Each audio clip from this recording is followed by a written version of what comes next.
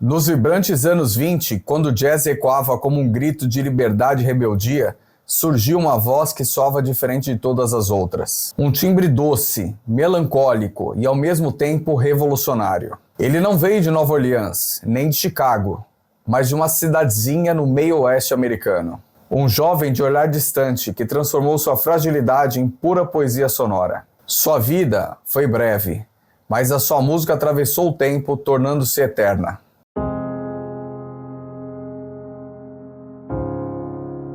Meu nome é Leon Bismarck Beiderbecke, mais conhecido como Bix Beiderbecke.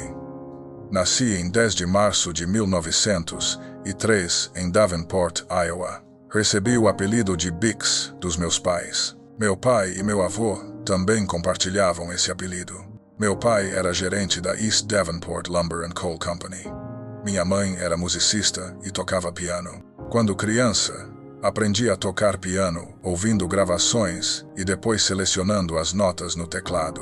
Apaixonei-me pelo cornet e, eventualmente, juntei dinheiro suficiente para comprar um. Eu era autodidata e, de alguma forma, conseguia tocar bem, mas frequentemente usava dedilhados não convencionais, conferindo ao instrumento uma qualidade sonora um tanto singular de nota para nota. Meus pais não aprovavam que eu tocasse cornet, e achavam que eu precisava de mais disciplina e treinamento para uma carreira além da música. Eles me enviaram para a Academia Militar de Lake Forest, perto de Chicago, onde eu costumava me esgueirar à noite para ouvir jazz em vários clubes e bares da cidade. Meu atraso nas aulas diárias fez com que eu fosse expulso em pouco tempo. Voltei para Davenport e tentei a sorte nos negócios do meu pai, mas rapidamente tomei a decisão de me mudar para Chicago e começar uma carreira como cornetista. Lá, encontrei trabalho tocando em um grupo de jazz chamado Wolverines. Quando eu tinha apenas 24 anos, ganhava mais de $200 por semana, o que era uma quantia bastante alta na década de 1920. Em 1924, comecei um relacionamento musical para a vida toda com Frankie Trombauer. Fomos para Nova York e tocamos em vários clubes. Mais tarde, naquele ano, entrei para a banda de dança de Jean Goldcat. Depois de 2 meses, Goldcat me demitiu porque eu tinha dificuldade para ler música e não tocava no estilo da banda. Meus solos eram no estilo de improvisação livre, enquanto Goldcat preferia um estilo de jazz mais rigoroso, frequentemente escrito. Então, entrei para a banda de Charlie Strait, mas fui demitido depois de 4 meses, pelos mesmos motivos. Trabalhei em Nova York, tocando em vários programas de rádio e me apresentando por um curto período com a banda dos irmãos Dorsey, a Casa Loma Band e a banda de Benny Goodman. Formei minha própria banda Dixieland sob o nome de Bix and His Gang, na qual participei das gravações de Jazz Me Blues, Royal Garden Blues e At the Jazz Band Ball.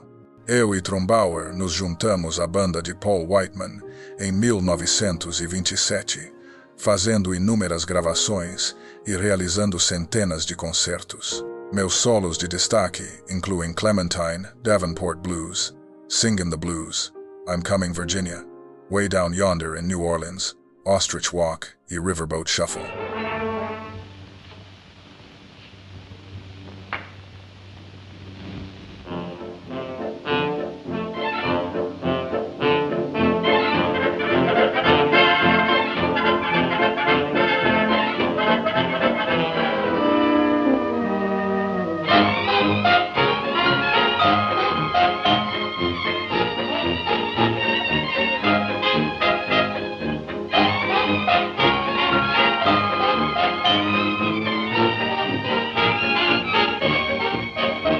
Minha gravação com a banda de Whiteman do concerto para piano em Fá de Gershwin é considerada um clássico.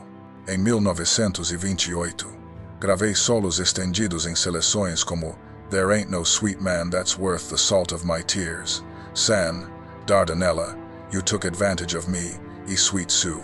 Também compus obras de jazz para piano, como In a Mist, Flashes, Candlelights e In the Dark. Em 1927, o alcoolismo começou a afetar minha saúde e minhas apresentações. Meu consumo de álcool persistiu, apesar de várias tentativas de parar. No ano seguinte, eu me vi alternando apresentações com Whiteman e recuperação. Durante esse período de recuperação, também tive crises de pneumonia. Para piorar a situação, a tragédia se abateu sobre mim em abril de 1929, quando meu amigo Don Murray morreu em um acidente, o que me deixou sem um dos meus amigos mais próximos, afetando gravemente meu estado mental. Durante uma sessão de gravação em setembro de 1929, desmaiei novamente. Depois disso, Whiteman decidiu me mandar de volta para Davenport para me recuperar e me daria metade do meu salário por 5 meses antes de perceber que eu não voltaria. Meus pais tentaram me ajudar, encaminhando-me para o Instituto Keeley para tratamento de alcoolismo. Durante o tratamento, confessei que bebia, em média, 1,5 litros por dia. Eu estava sofrendo de delírio e tinha um distúrbio nervoso nas pernas, o que me prejudicava ainda mais. Enquanto buscava tratamento, a Grande Depressão atingiu os Estados Unidos, o que me fez voltar a trabalhar como freelancer para ganhar dinheiro. Um mês depois, tive um desmaio durante outra sessão de gravação e fui enviado de volta a Davenport para me recuperar. Em fevereiro de 1931, consegui um novo emprego e voltei para Nova York. No entanto, devido ao meu consumo de álcool, perdi meu emprego rapidamente. Para sobreviver, fiz encontros em faculdades de Yale, Princeton, Amherst e William College. Durante esse período, enviei uma carta aos meus pais falando sobre uma certa Alice O'Connell, que eu afirmava ser minha futura esposa. Por meio de Alice, ganhei um piano de cauda Wurlitzer em junho de 1931. No entanto, em 6 de agosto de 1931, morri de pneumonia lobar e mais tarde fui enterrado no cemitério Oakdale, em Davenport, em 11 de agosto de 1931. Eu tinha apenas 28 anos.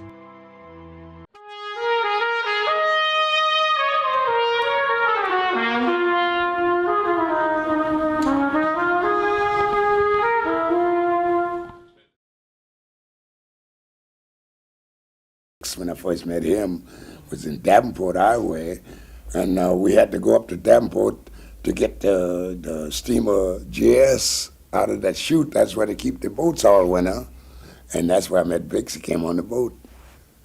And then I met him again in Chicago with Paul Whiteman down at the Chicago Theater, and I was playing at the Sunset for Mr. Joe Glazer. And after the show was over, he'd come out. And when the 4 o'clock come, we closed the doors, and Bix and I used to sit down there and music for hours. Blew so beautiful, and played the piano. Why do you think he died so young, Louis? Because he didn't know how to say no, and he didn't know how to say good night.